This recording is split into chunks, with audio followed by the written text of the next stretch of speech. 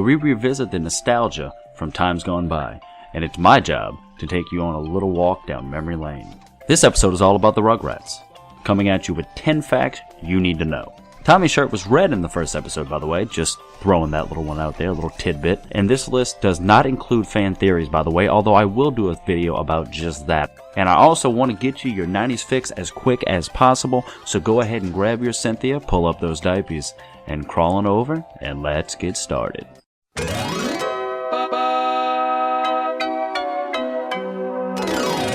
Arlene Klasky and Gabor Kusapo married and then started their animation studio, now known as Classy Kusapo, with that scary little mouth thing.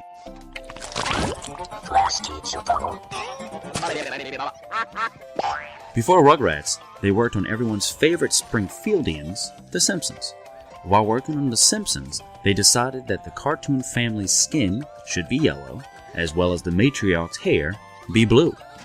What a key moment this would become for the up-and-coming animators, as even after their divorce, they stuck together producing more iconic Nicktoons, such as The Wild Thornberrys, Our Real Monsters, and Rocket Power.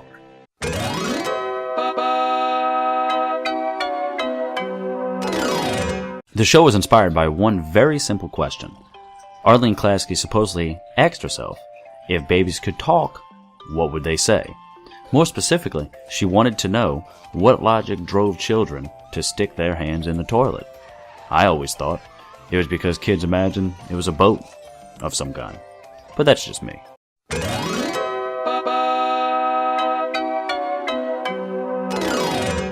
Every one of the babies were voiced by women. 3 of them, in fact, may have been boys, but they were little enough to merit high pitches. Christine Cavanaugh, who voiced everybody's favorite coward, Chucky Finster, for well over a decade, as well as Babe the Pig, and the boy Genius from Dexter's Lab. But she sadly went on to a reward in 2014 at the ripe old age of 51. She was also Birdie from the probably forgotten Wacky Adventures of Ronald McDonald, as well as Goslin on the great show that is often forgotten, Darkwing Duck. Kath Soucie played Phil, and the beautiful Elizabeth Daily played the iconic Tommy Pickles. Elizabeth Daily once actually recorded for the show, kind of like I'm recording now, while she was in labor. Another mini fact for you.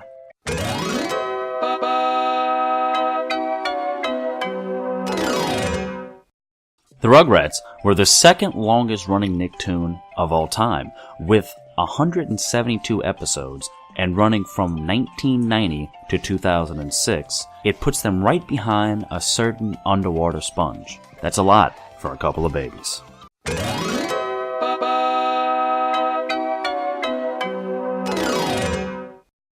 The babies have their own star on the Hollywood Walk of Fame. Rugrats are the only Nicktoon show to hold that honor, which they received in 2001 to celebrate 10 years, and is on the south side of the 6600 block of Hollywood Boulevard, if, just in case, you would like to bask in the greatness. They weren't the first animated show to leave their mark on this Tinseltown walkway. The first was none other than where it all seemingly started, The Simpsons.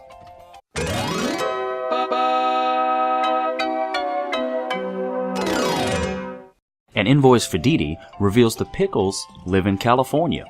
Now this one I really like, specifically at 1258 North Highland Avenue in Los Angeles. In real life, this was the original home of the Classy Kusapo production office. Witty bastards.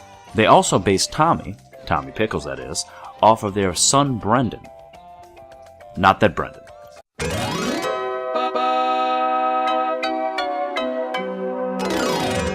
The Rugrats were once accused of being anti-Semitic. In 1998, a comic strip posted by the Washington Post during the week of the Jewish New Year featured Tommy's Uncle Boris, included the stereotypical big nose, and recited the Mourner's Kaddish, which is a solemn Jewish prayer. With news of this, the Anti-Defamation League struck back against said prayer and referred to Grandpa Boris as reminiscent of Nazi-era depiction of Jews.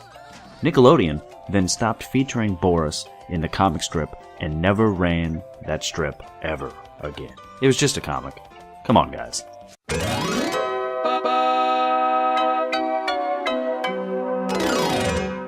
The Rugrats were the first Nicktoon to ever release a movie.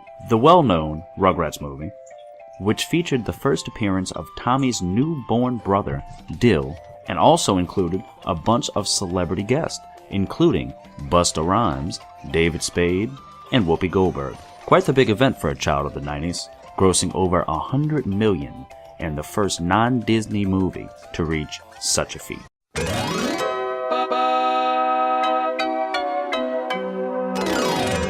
Was Chucky's mom dead?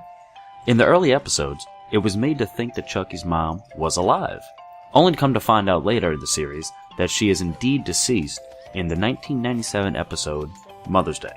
It was said it was mentioned so that kids watching the show would have someone to relate to if they lost a parent.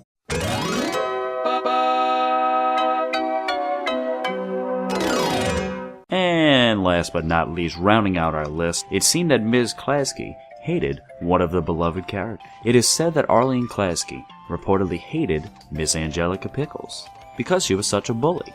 However, she was quoted saying that she loved Angelica and that she was good for the show after the movie premiered. Guess she understood Angelica's greatness. Thank you so much for watching, and if you enjoyed this video, I know I enjoyed making it, please like or subscribe below for more awesome 90s nostalgia. See y'all soon.